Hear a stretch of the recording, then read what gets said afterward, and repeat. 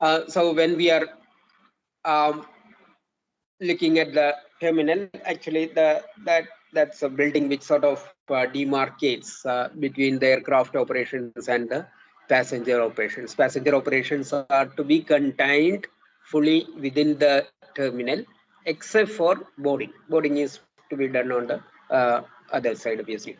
So all the passenger, once he or she steps into the airport, steps into the premises of the airport, goes through all the required processes, which eventually gets completed within the terminal, and then he or she steps out for boarding. So what we are going to focus now is what all gets, or what are the priorities in the design, in the design of process flows within the terminal building.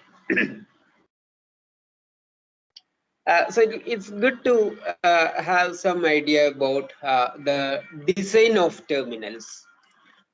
Design of the terminals means design of that terminal complex vis-a-vis the design of the or the area where the aircraft are parked.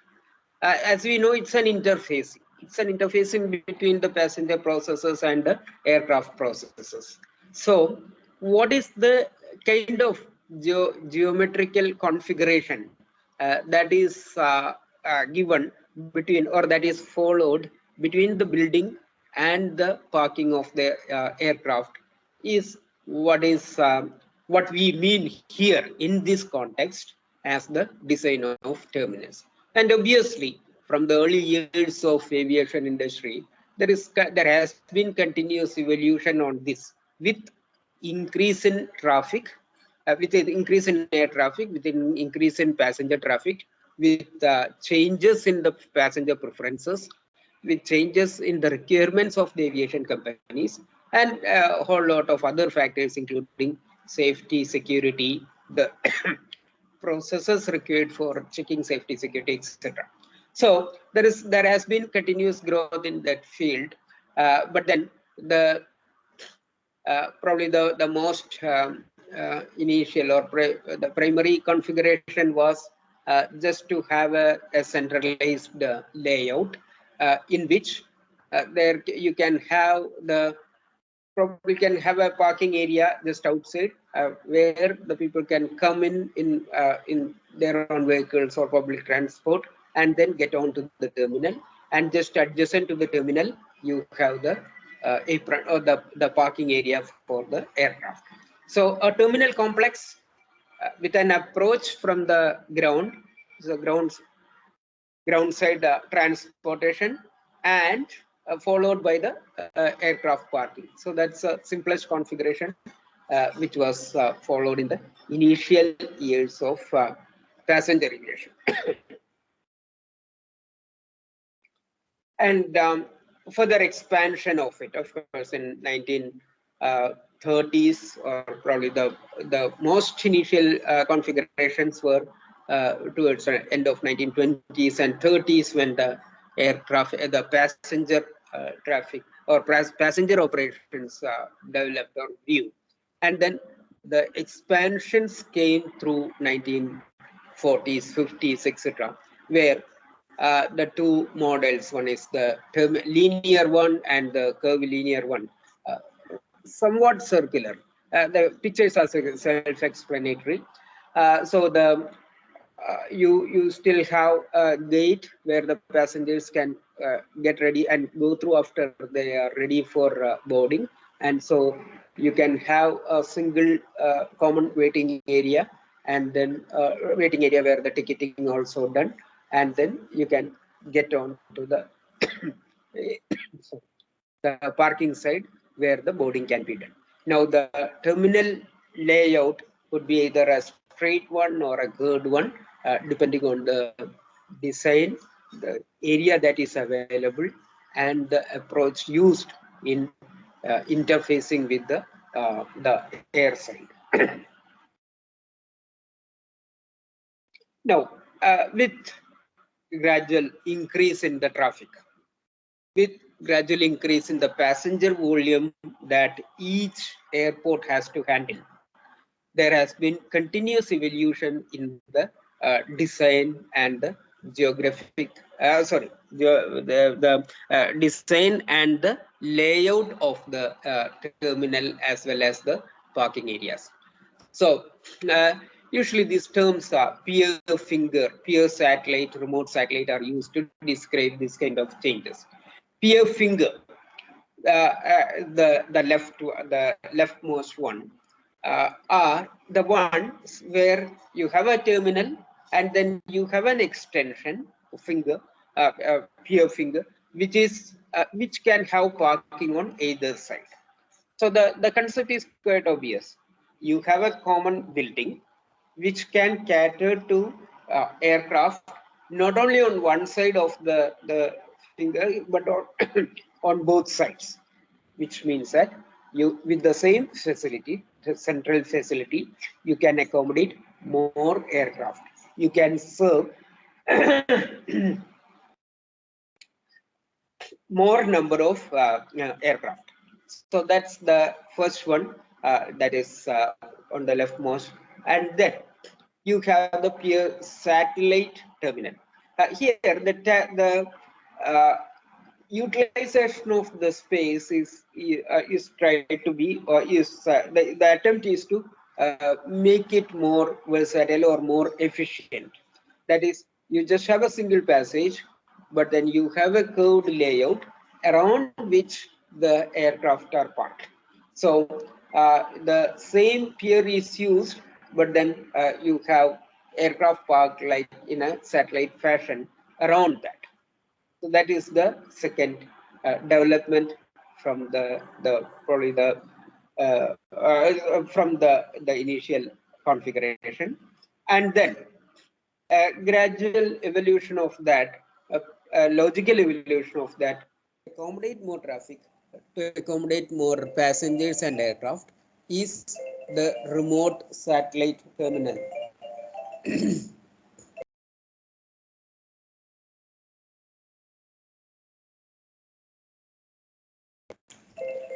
So that if you look at the rightmost picture, I guess the message is obvious in that you are trying to accommodate as many passengers as many aircraft as possible, which can be served by a single centrally located terminal.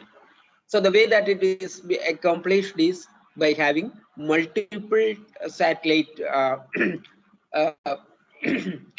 satellite type configurations around which the aircraft can be parked. So again, the focus here is on improving the efficiency of space utilization as far as the terminal is concerned. So these are some of the initial trends or modifications or evolutions that were followed in the expansion of airport facilities, terminal facilities in particular.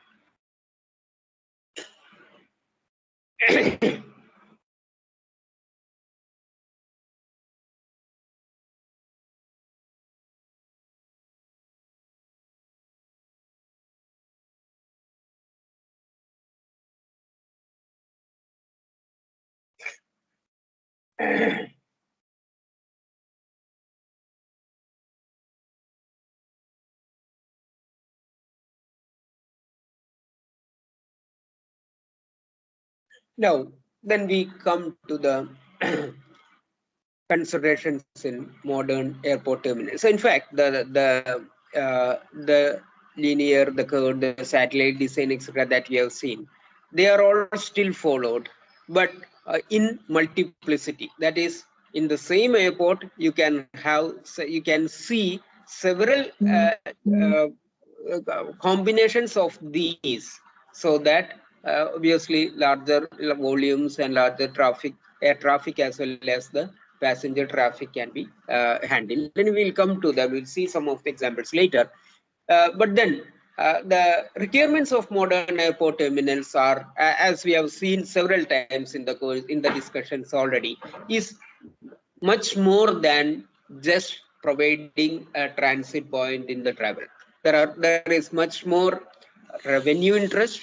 There is much more interest related to attracting the passengers, making their travel comfortable, and satisfying the requirements of the aviation companies, etc. So it actually, the terminal is supposed to provide a wide spectrum of customer services. When we say customer here, we should consider the passengers as well as the airline companies as the in the customer base. So it's not just travel. As you can see, there's a lot of opportunities, or they provide a lot of opportunities for shopping within the campus, within the airport. Several food outlets for food and beverage, and then many other facilities within the say, like for monetary transactions, ATMs, etc. Now provisions for charging your mobiles, etc. So all these are to be provided within the within the land side components of the airport system, to make the travel as smooth, as pleasant, and as comfortable as possible. So yeah, it's not just providing ticketing and security checks, much more than that. And obviously their requirements and preferences change by the day. Uh, Actually, an airport design, one thing that makes it complex, the terminal design complex, is that the preferences, the priorities, and even the requirements change with day.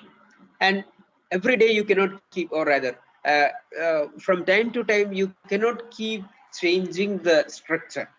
You cannot keep changing the facilities. So there should be sufficient provision within the terminal so that it can accommodate new trends and new preferences, new requirements, etc. of the passengers and the aviation companies as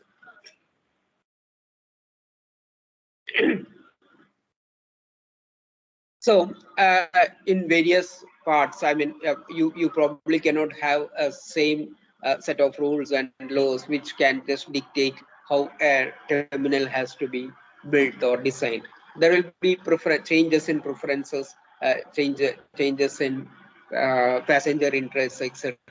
So there will be a lot of choices to be satisfied to. So it all makes the design of the modern airport terminus quite a task, which should be reflective of the passenger interest, the business interest of the aviation companies, and uh,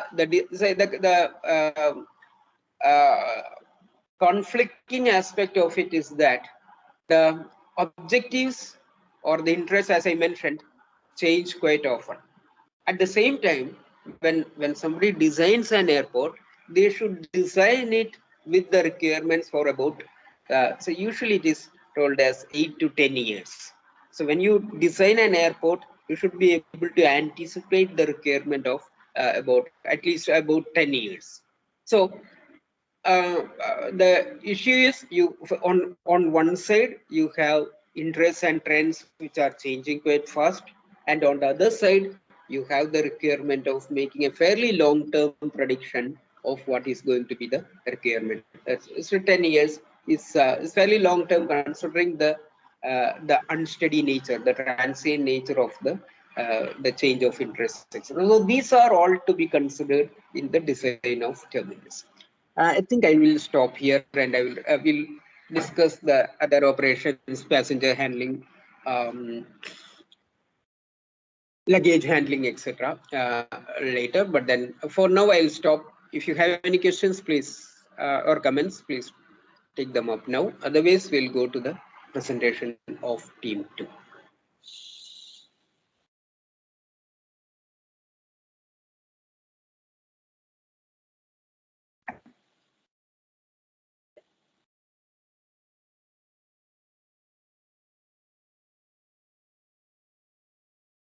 If no questions, I'll stop sharing. I request Team 2 to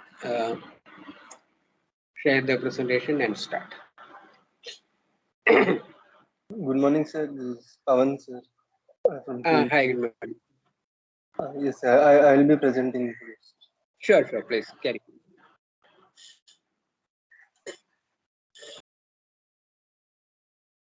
Is the slideshow visible, sir?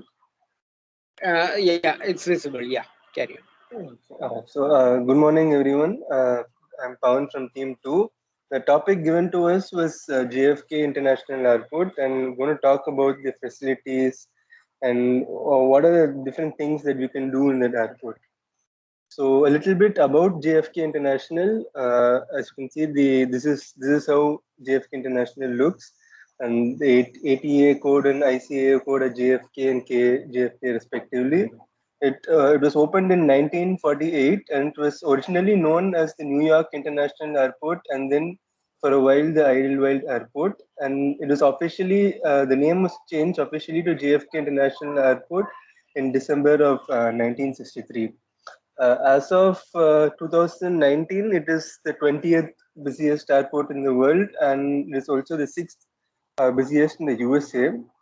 The airport handles approximately 63 million passengers in 2019. So this airport it's located in the Jamaica neighborhood of Queens, one of the boroughs of New York, and it features 6 passenger terminals and 4 runways. And JFK International Airport, it is a hub for American Airlines and Delta Airlines, and it is also a primary operating base for JetBlue. So moving on to the facilities in JFK, as I mentioned, it has 6 terminals with a total of 131 gates. So JFK International is very well connected to the main city, that is New York City. So so the terminals, they're actually numbered from 1 to 8, but they skip 3 and 6. They were demolished in 2013 and 2011 respectively, and the terminals, they're U-shaped in a wavy pattern, and each terminal is connected through the air train rail system. So this is a rail system that connects all the terminals and the airport to the main city, that is the borough of Queens in New York City. So the passengers can use this service to move from one terminal to another, and when they travel within the airport, they don't have to pay anything. The ride is free, but when they travel to the city, they have to pay a small fare for that. And as we all know, the very famous yellow taxis are also available right when you get outside the airport, and the airport is it's reachable via rail, bus, and car. And it's also known for its extensive parking lots. And as you can see on their website, they actually offer the facility to book a parking slot in advance, because it is in such high demand, and they encourage passengers who are coming to the airport to book their parking slot in advance. So this is a screenshot of JFK International's website, and they also offer long-term parking facilities as well. And this is a picture of the train JFK. It's a very small rail, and connects each terminal to each other. And these are some of the things that we can do, or you can call the attractions in the airport. So in wherever we go in the world, in any airport, there will be options to eat. But in JFK International, you can find an abundance of options to eat, and they cater to budgets of all kinds, right from fast food to high-end restaurants. And each terminal has their own flagship restaurant. For example, in Terminal 2, a very famous New York chef called Andrew Carmelini, they have opened their flagship restaurant in that. And in Terminal 5, there is a restaurant called the Deep Blue Sushi, and it's also known as the best sushi you will probably ever eat in an airport. So each terminal has its own flagship restaurants. There's 1 or 2 restaurants that the terminal is known for. And the next thing that is there in the airport is free and unlimited internet, which we can now find in many airports all around the world. So we can use this for browsing during long layover. And then in each terminal now, the variety of options for those who want to spend time shopping. So with the exception of Terminal 2, it is pretty bare bones, but then you will find ample shopping opportunities in all the other terminals, all the way from duty-free shops to high-end shopping boutiques. And in Terminal 4, they have also set up an interfaith chapel for those who want to take their time and pray. So they can go to Terminal 4. And all these, as I said, as you've noticed, I said this in Terminal 5, Terminal 2, and all these are connected via that AirTrain rail system. And there are not many hotels present inside the airport. There are several high-end hotels present just outside the airport. But there is one called the TWA hotel present in Terminal 5. And when one can also relax and rest in one of the sleep pods that they have set up. I'll just move on to the next slide and show you how it looks. So this is how the sleep pods look. They keep changing the design over the years, but this is how they look currently. And as you can see, it is set up by JetBlue. So, and then there are also many lounges. So if you are a first or business class traveler, you usually have access to these lounges. For example, in Terminal 1, there's the Lufthansa lounge, and Terminal 2 and 4, there's the Delta Sky, and in Terminal 5, the JetBlue lounge. So each airlines or airway have their own first or business class lounges in their respective terminals. But in case you are not a first class or business class traveler, you can also avail a day pass in one of the other lounges that are available. So, for example, in Terminal 1, there's the Air France lounge, and then there's also the Air India lounge at JFK. So, this is how the Air India lounge at JFK Airport looks like. So, in case you are not a business, and if you're and there's a layover for only a day or so, you can always pay a small fee and avail the facility. And then there are beauty and spa centers to pamper yourself all around the airport. And another option that not all travelers will have, and depends on your visa status and where you're coming from. You can also head into the city if you have enough time to do that. Usually, it is recommended if you have around 6 or an 8 hour layover. So you can, like I said, since it is well connected to the city, you can take that AirTrain rail, or you can take one of the taxis or buses. You can visit Times Square, Central Park, or there's also a 2 hour hop on hop off bus tour available. So these are the many things to do and attractions in JFK International. And this is a very recent news that is happening just yesterday, actually. So they're actually revamping Terminal 8. It's getting a new look later this year with all natural wood, as you can see, and high-end lounges. And two airlines, that American Airlines and British Airways, they've spent about $400 million for this redesign. And when it's completed, it will include 5 new wide body gates, an enhanced baggage handling system, and about 130,000 square feet of new and renovated terminal space. So this is how, and this will open, it is scheduled to be open this year in December. So this is how, these are like renders of how the revamped terminal might look like. So JFK International Airport, though it doesn't have the pomp and grandeur of something like a Changi Airport in Singapore, with all its fancy attractions, JFK International Airport has everything a passenger might need. I mean, when you go there, you have everything from places to eat to rest, and even you can also go out and explore the big city. So that is what they pride themselves on. They provide everything in the best way possible. So that's the end of the presentation. And this is actually a poster of a movie that came out in 2004. It was the backdrop. Its premise is set in the JFK International Airport. I added this here because I don't know how accurate the whole setting is, but what this movie depicts very nicely is what I just talked about. The several facilities that are available, the restaurants, the places to the lounges and everything. So I just thought I should add this here. That's it. Thank you.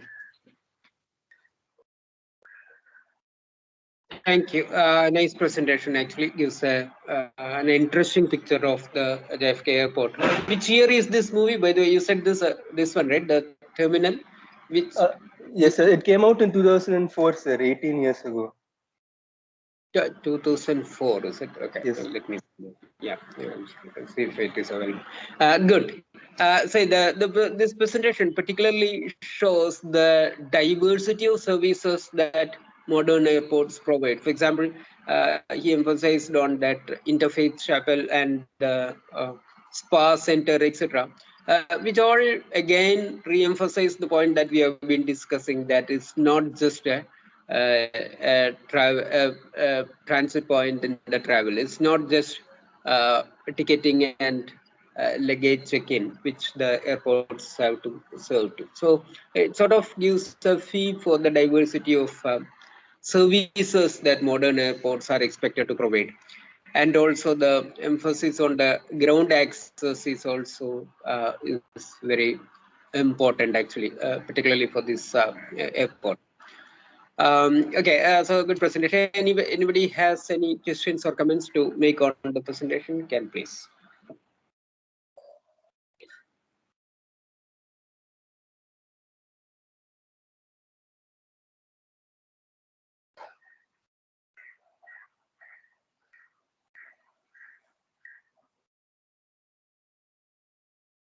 No. Okay. Okay. Then we'll meet in the afternoon. We will meet in the afternoon. If any questions? No. So we'll meet in the afternoon. Thanks to all of you. Bye. In the afternoon, we'll have the two presentation. Actually, I don't know about the availability of team 1. So 3 and 4, please be prepared for presenting in the afternoon. Thank you. So we'll also present in the afternoon, team 1. We mean team 1. Team 1. Okay, so then we'll have 1 and 3. No, maybe 4 can be tomorrow. Okay, so Okay. 1 and 3 can. Okay, Sir, thank team you. 3 is ready now, sir. Do that in the you can do that. Yeah, so please do that in the afternoon. We'll have 1 and 3 in the afternoon. Okay, sir. Thank you. Bye. Thank you, sir. Thank you, sir. Thanks. Thank you. Thank you.